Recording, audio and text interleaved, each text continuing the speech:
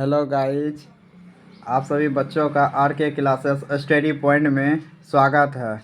आज हम क्लास 9 के प्रश्नावली 1.1 के क्वेश्चन नंबर 1 को देखते हैं। तो चलिए शुरू करते हैं।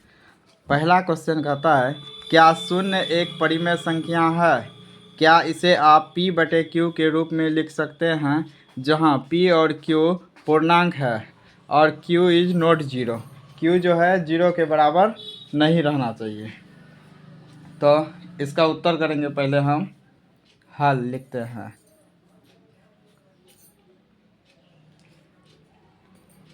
हाँ, शून्य एक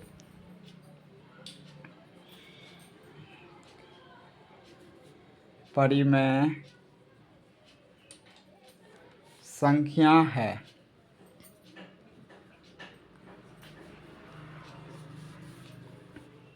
इसे हम p/q के रूप अर्थात भिन्न के रूप में लिख सकते हैं।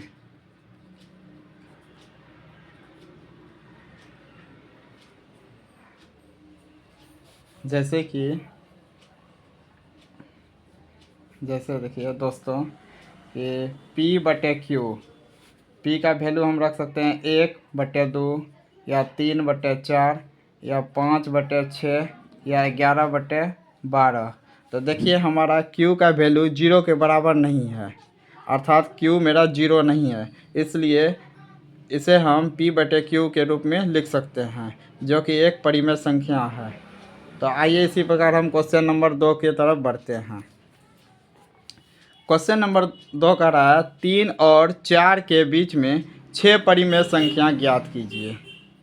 तो 3 और 4 के बीच में 6 परिमेय संख्या, तो हमने पढ़ा है कि परिमेय संख्या यानी बटे के रूप का होता है, यानी भिन्न के रूप का। तो 3 और 4 यहाँ लिख देते हैं पहले हल। 3 और 4 के बीच हमको बोल रहा है 6, तो हम उससे एक आगे कर लेते हैं, यानी 7 से मल्टीप्लाई करेंगे। तो हो जाएगा 3/1 गुना करेंगे 7 से। इसी प्रकार यहाँ करेंगे 4 बटे में कुछ नहीं तो 1 गुना करेंगे इसको भी 7 से। तो हो जाएगा मेरा 7×21/7।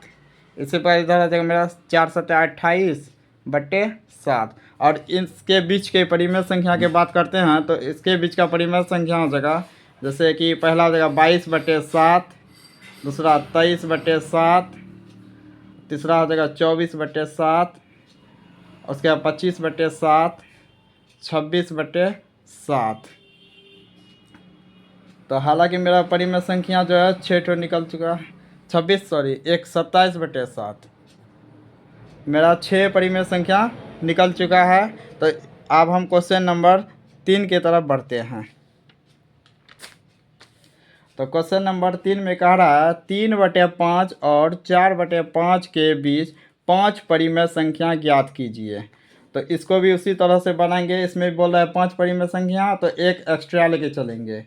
जैसे कि हल लिखते हैं यहाँ 3/5 और इधर है कितना 4/5। 5 बोल रहा था 6 से गुना करेंगे, यानी 6 से ऊपर भी और 6 से नीचे भी।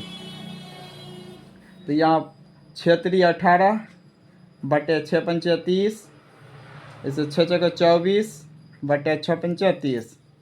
तो अब इसके बीच का परिमेय संख्या ज्ञात करेंगे 5 ठो। तो पहला हो जाएगा 19/30, दूसरा 20/30, तीसरा 21/30, चौथा 22/30 और पाँचवा हो जाएगा 23/30। तो हमने क्वेश्चन नंबर 3 को भी बेहतरीन तरीक़ों से हल कर चुके हैं। तो आइए हम क्वेश्चन नंबर 4 की तरफ बढ़ते हैं। तो क्वेश्चन नंबर 4 कह रहा है, नीचे दिए गए कथन सत्य है या असत्य, कारण के साथ अपने उत्तर दीजिए। यानी हमें बताना है कि इसमें जो कथन दिया गया है वो सत्य है या असत्य। पहला क्वेश्चन कह रहा है, प्रत्येक प्राकृत संख्या एक पूर्ण संख्या होती है। तो देखिए प्राकृत संख्या जो होता है वह 1 से शुरू होता है और पूर्ण संख्या 0 से शुरू होता है।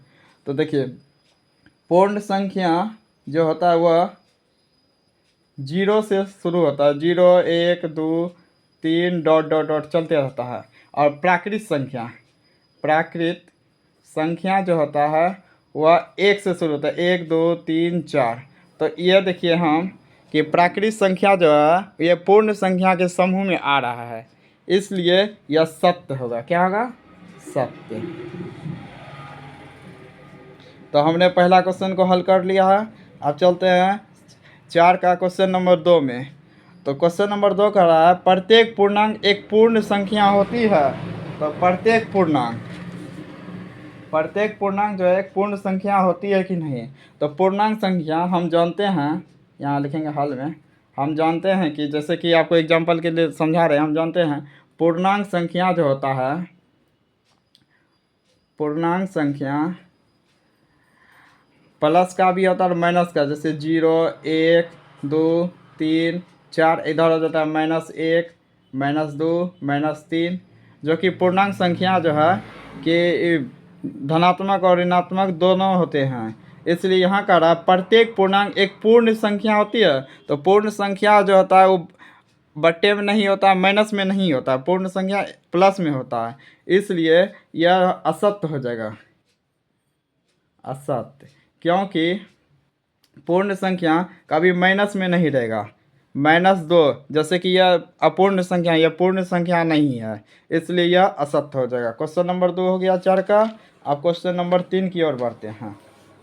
तो क्वेश्चन नंबर 3 कह रहा है प्रत्येक परिमेय संख्या एक पूर्ण संख्या है। परिमेय संख्या, तो चलिए बात करते हैं परिमेय संख्या की।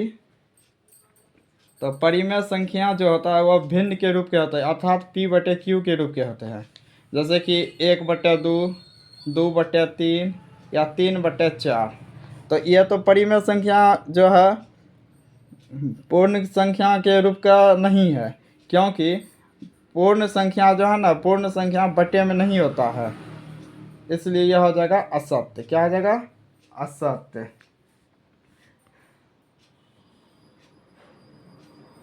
इसलिए आज हम प्रश्नावली 1.1 को हल कर चुके हैं। आप आगे बात करते हैं नेक्स्ट वीडियो में। आपसे मिलेंगे बहुत जल्द।